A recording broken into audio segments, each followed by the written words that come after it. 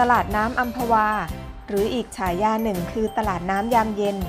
เป็นตลาดน้ำแห่งแรกที่เปิดให้นักท่องเที่ยวมาเดินชิลได้ในช่วงเย็น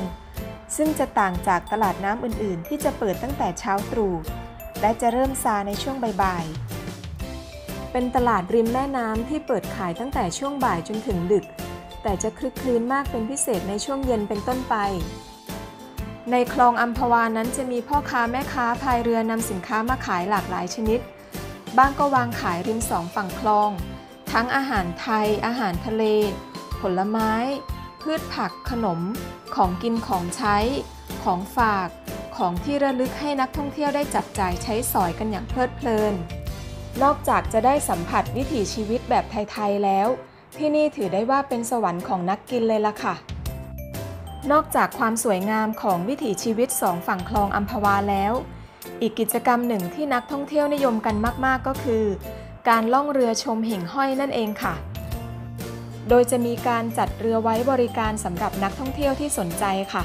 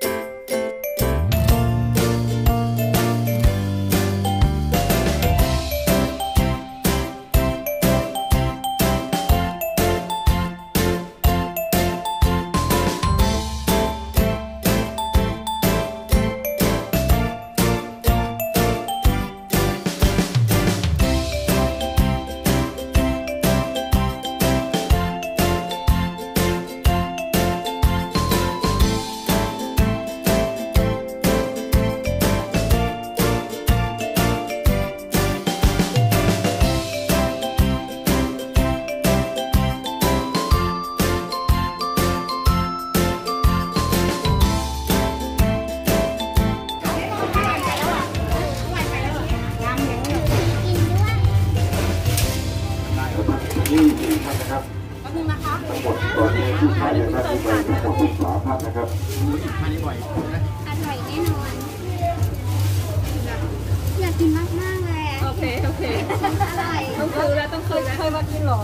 ค่ะหนูชอบกินชีสแม่เนี่ยหนูอยากทานคนนานหนูอยากทำเองโอ้ยรำคาญเสียงว่ะไม่หยุดเลย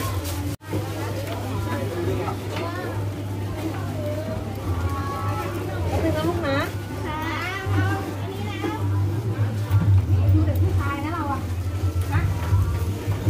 คณะเลยนะนะครับเรือเที่ยวสุดท้ายนะครับเรือเที่ยวสุดท้ายนะครับทุกคนหมดเลยไม่ได้ใส่ถ่านเยอะ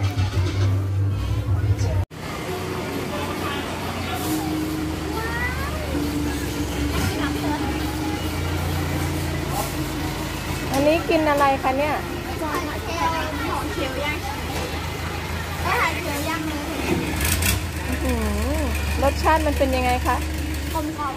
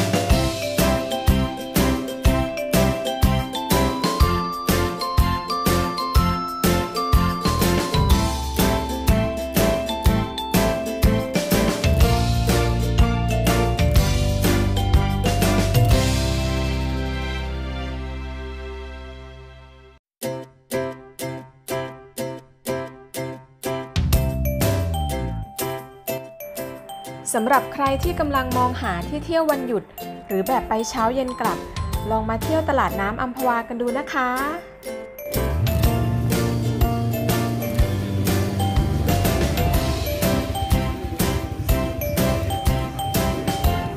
ตอนนี้เวลาประมาณ3 ทุ่มแล้วนะคะตลาดก็เริ่มวายแล้วเราจะกลับกันแล้ว